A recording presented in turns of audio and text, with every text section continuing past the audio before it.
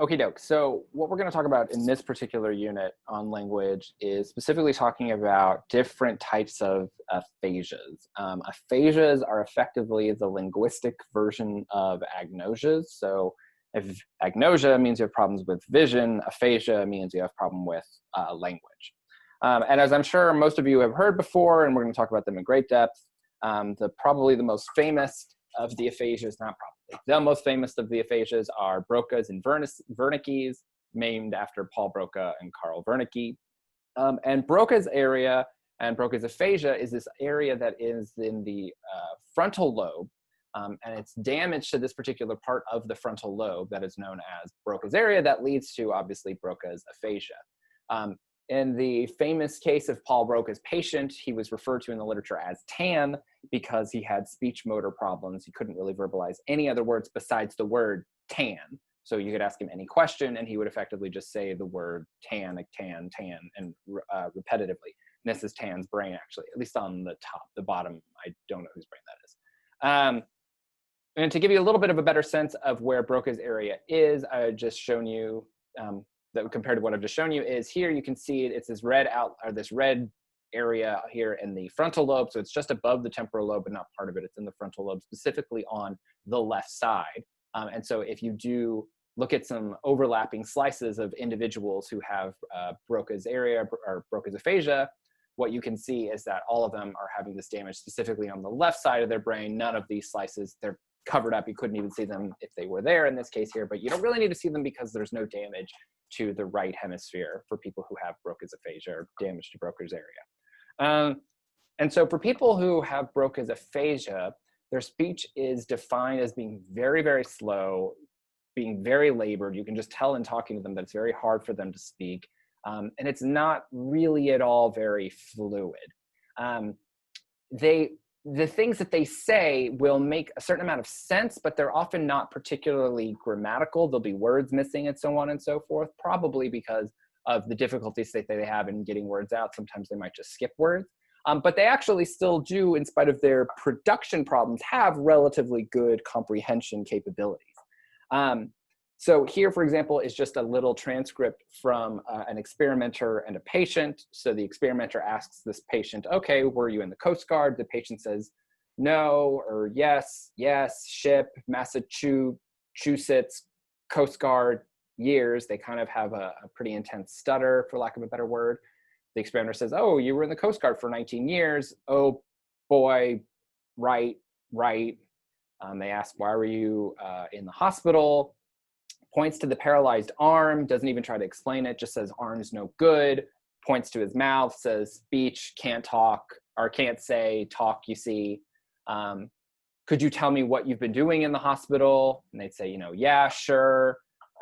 Me, go PT, physical therapy, 9 o'clock, speech, 2 times, read, write, practice, getting better. So you could definitely get a sense of what this person's trying to say.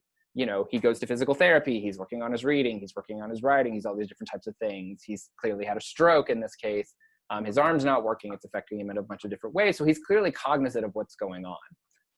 And to give you a sense of it, here is one patient with Broca's aphasia, and you can get a sense of what it's like with this woman. So pay attention to her. And so then Grace was talking about what it's like. And I said, we should record this and see what she says about this in 6 months, because I don't know exactly what deep insight she has. So now why don't you just tell me what it's like? Tell me what you just told me. But I can't. But because already she can't. Because already we have memory, and so you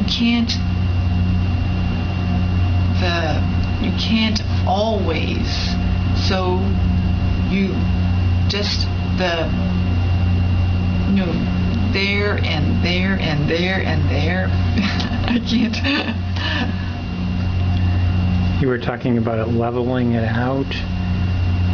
Yeah, or just like you think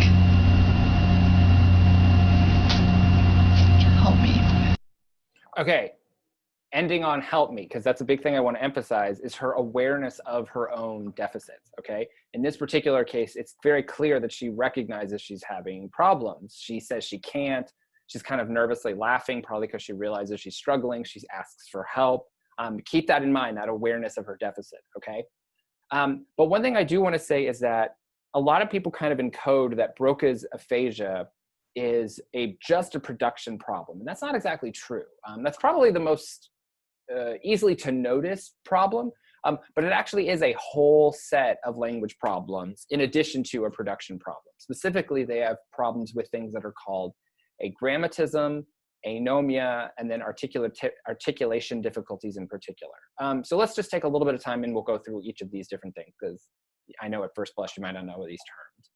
So agrammatism, in this particular case, it's often thought that Broca's patients, like I said, have reserved comprehension, and that's false. They have relatively good comprehension, okay? That woman we just saw a second ago, was able to understand what her, I don't know, whoever was holding the camera, whatever he was saying, you can have conversations with them, but they do have problems, and these problems can be referred to as agrammatism. Because, while you could do certain things like listening for comprehension, so it's like, the boy was hit by the girl, who hit whom? Notice what she'll do. She's making this error, okay? She's supposed to be listening for comprehension, but she's making this mistake, this grammatical mistake, where she is not understanding that even though in order of the sentence, boy came before the word hit, came before the word girl, she's encoding that it means that the boy hit the girl. We all would know that the boy was hit by the girl. The girl is the one that did the hitting. And even if you try to get them to give you a response that's not linguistic, they can be tricked up. So for example, if you did something like the horse was kicked by the cow, point to the two of these pictures that best describe what was happening, okay? We would point to this one up here, the horse is being kicked by the cow, but a person with Broca's aphasia will point to something down here. So usually they're able to process what you're saying to them pretty well, because there's not these sort of like, weird sort of grammatical syntactic types of complexities of language. Usually things are a little bit more direct, but when you make them the things that you're saying to them that they have to try to process a little more grammatically complicated, that's when they will struggle. And that's what's referred to as agrammatism. Another difficulty that they have is this thing called anomia, which is just simply referred to as a difficulty finding the word, or a sort of tip of the tongue type of phenomenon, that sense where there's a word you're looking for, but you can't seem to find it. So in this case here, you show a person with Broca's aphasia an image like this. This is a pretty famous image from the neuropsychological literature. And what you can do is you can try to get them to kind of describe what they're seeing, and you can see that they really seem to struggle to find the word, but as soon as someone says it for them, they're like, boom, yes, thank you, when you're kind of helping someone out who's got a word on the tip of their tongue, for example. I'm going to show you a transcript now. The bracketed words are the ones that they couldn't find, this patient couldn't find, that someone helped them with. So the experimenter says, tell us about that picture, and the patient says it's a woman who has 2 children, a son and a daughter, and her son is to get into the cupboard in the kitchen to get out.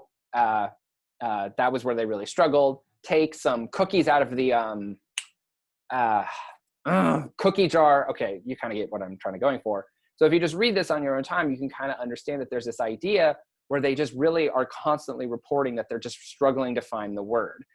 This is different from a lot of other aspects about Broca's aphasia in general, where they know the word that they want to say, they just have difficulties producing it. People with Broca's aphasia often will also say that they're just like, oh, what is it, what is it, what is it? They can't even find the word. And that's referred to as anomia. And then the last thing is this thing that is referred to as articulation difficulties, which I really want to emphasize is not a stutter, because it can be these sort of predictable articulation difficulties, where they basically swap consonants and phonemes and so forth, or something like the word lipstick becomes something like lickstep, or something like necklace becomes something like nail cake. So you can find that they can say it very fluidly. They can actually say it, very naturally. It won't be a word that they're struggling with producing it, or having anomic problems where they can't even find the word. They just consistently will make these articulation swaps. So that's Broca's aphasia. Now let's just talk for a little bit in depth about Wernicke's aphasia. So Wernicke's aphasia, now you can see there's this damage over here, and this is in the left temporal lobe. So the left temporal lobe. So Wernicke's aphasia is over here in the left temporal lobe. Broca's aphasia would be up here in the left frontal lobe. Just to give you a sense of them side by side, here is this Broca's area plot that I was showing you for people who have Broca's aphasia. And now here we're seeing people who have Wernicke's aphasia. And so you can see there's damage here that you don't even see here. There's damage up here that you don't see down there. So you can see that there's really a differentiation for them, but they are both in the left hemisphere. And to give you just a little bit of a better sense of the anatomy, Wernicke's area is here. And then to give you a side-by-side sense, just to round it out, here's Wernicke's area over here on the left and Broca's area over here on the right.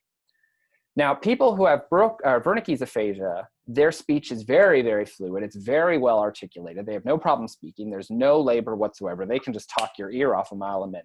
But it effectively is nonsense. It is effectively what people call word salad, where they're just using these words inappropriately. And so not only do they have problems producing any language that has any conceptual meaning to it, they also have much greater problems comprehending language. Okay, so a person with Broca's aphasia might struggle to communicate back to you, but they can understand decently well what you're saying. A person with Wernicke's aphasia will communicate to you just fine. It will be complete nonsense. And if you try to talk to them, they will really struggle with it. So here is another patient. I believe this guy's name is Byron. So let's watch him.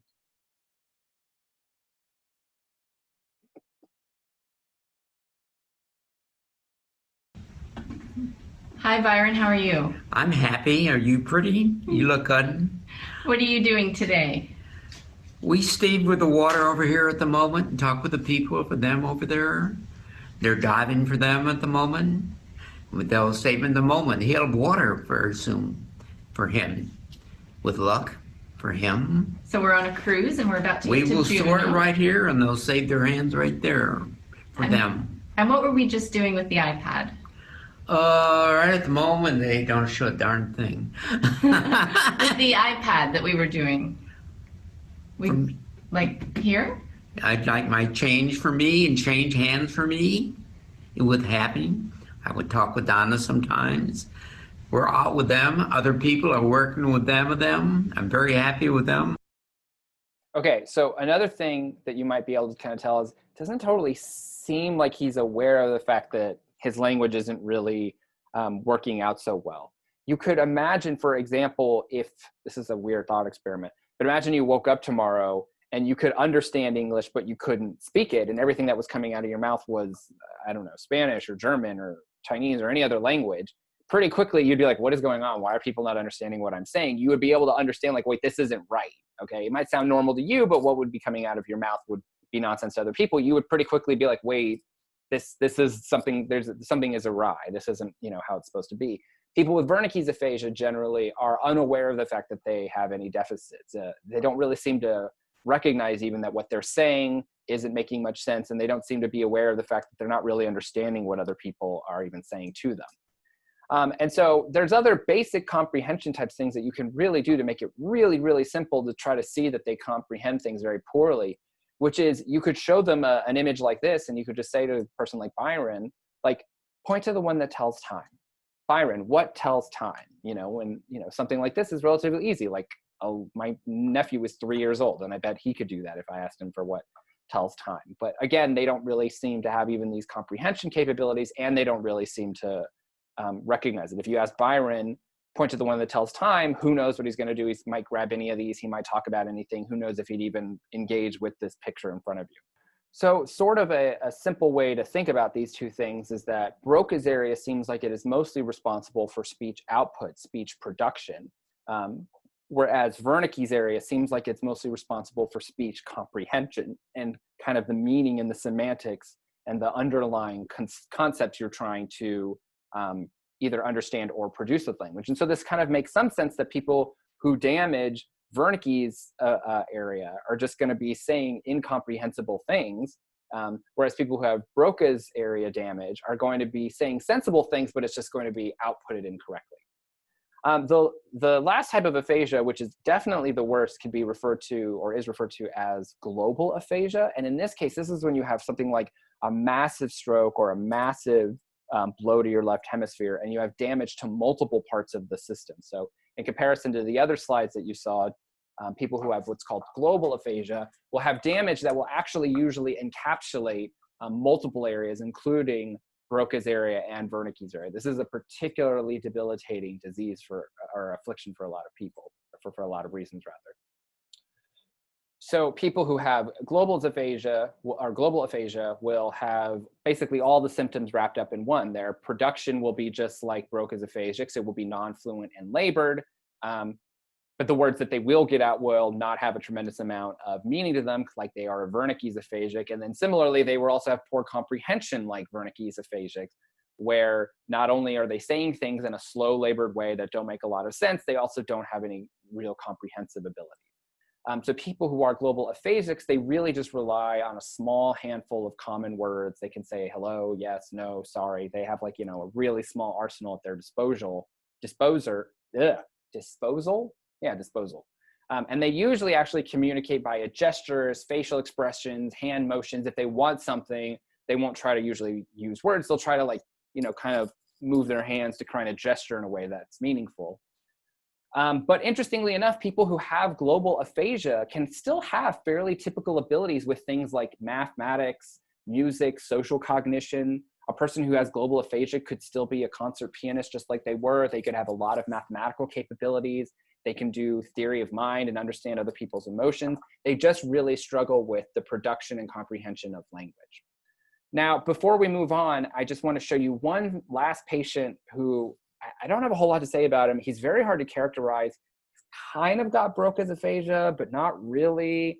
Sometimes when you get neuropsychological patients, you know, we talked at the very beginning of the course about you get an N of 1, so it's sometimes hard to generalize and understand them. But this patient, what happens with him is so interesting that I just figured like I'd show it. Now, please bear with me until the end of this video, because at first you're going to think he's just like Tan, where he just says one thing, but buckle up. At the end, something kind of interesting is going to happen. So let's watch this guy, and then we'll end this lecture. However, we shall see how effective this patient is at manipulating his intonation of this utterance. The segments you will see are, first, a conversation about his upcoming move to a new house, followed next by a sample of his spontaneous automatic speech.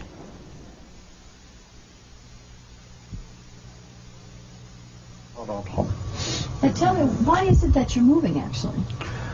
Tunnel.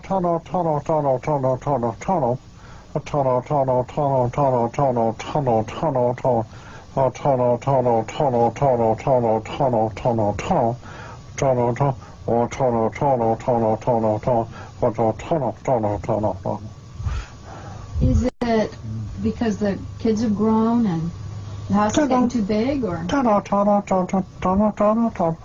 ready for a smaller place? Seems reasonable. Less to keep up. Yeah.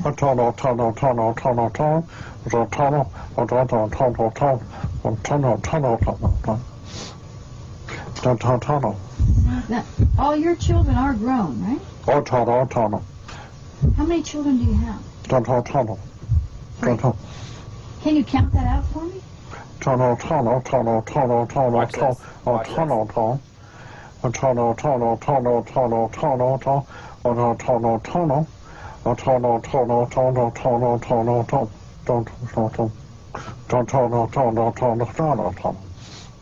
Watch this. Watch this.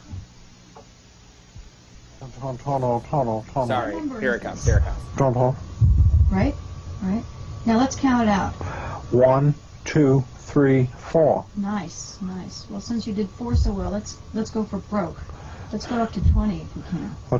1, 2, 3, 4, 5, 6, 7, 8, 9, 10, 11, 12, 13,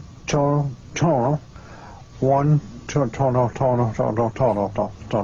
Okay, 1.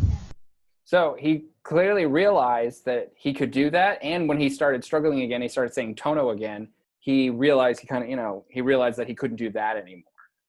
Hard to characterize patient. He's got a lot of different symptoms. You can kind of see why he's thought to be Broca's aphasic. He understands things.